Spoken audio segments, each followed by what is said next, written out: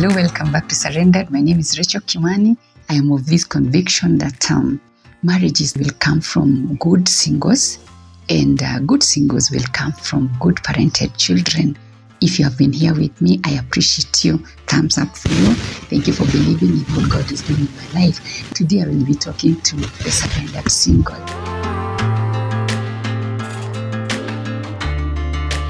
Another question, a very critical one. How would you feel if I was earning more than you? Traditionally, people believe that a man should earn more. Tables have turned. Women are earning a lot more than men. And if a man is going to be stifled and is going to be demeaned by that, you have many problems before you get married. He needs to believe in you first. He needs to believe in the values that you have. And he needs to know that he's safe with you. Or even if I turn the question to you, can he be safe with you when you're earning more than him?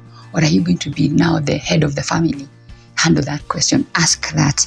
You're a wise person. You will know if a man believes that he's not insecure because you're earning more. Ask him, this is critical. What are your career goals? Where do you see yourself in the next 5 years? Where do you see us? Where do you see our family going in the next few years?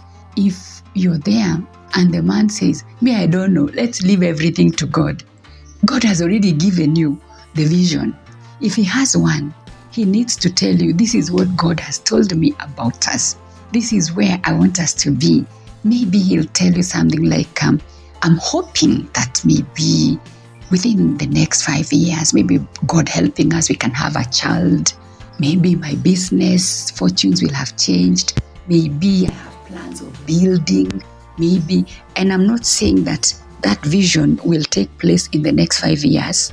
It can even take place in the next 10 or 20 years, but he must lay down a vision.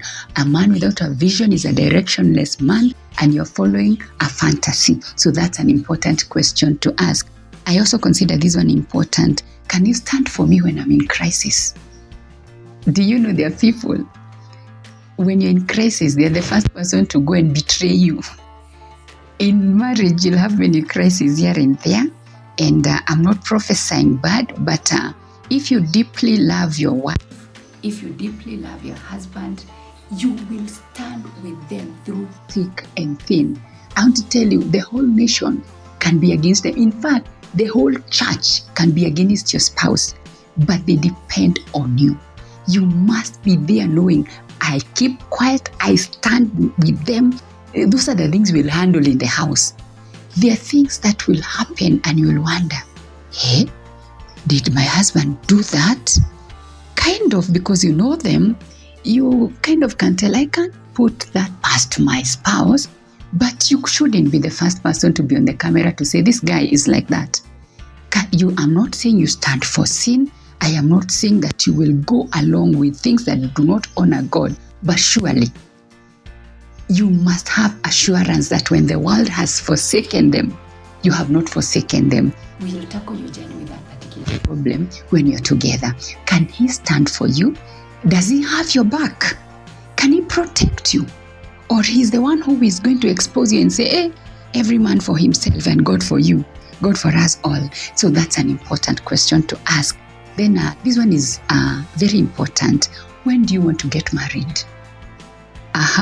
Because maybe you've been saying, we are getting married, and it has given you the notion of you're actually getting married. Have you settled down and have you popped up that question, when do you want to marry me? If you haven't, ask that question. Sometimes it will give you clarity. You might realize actually the man or the girl had no plans of doing an actual marriage, an actual wedding. You need somebody who has dates, who has timelines, who actually is showing you where you're headed. And last but not least, how do you handle people who wrong you? Marriage is about God. Marriage is about a God who forgives us. Marriage is about a God who helps spouses to help one another. In case you don't know, any couple that has stood the test of time, they forgive each other every day, because marriage is a journey about the person you're meeting who will become your closest fellow under the face of the earth. You need to ask him, you need to ask her, how do you handle people who wrong you, or even better still, be there when somebody has wronged them. So find out how do they handle people who offend them. And I want to just encourage you, God is for you. Don't just think you're doing this alone. God is for you. God is for your relationships. So you must surrender them to God. You must walk light. You must remove the burdens from your shoulders. You must remove these yokes which you have around our necks. And until next time, I wish you all the best. Bye-bye.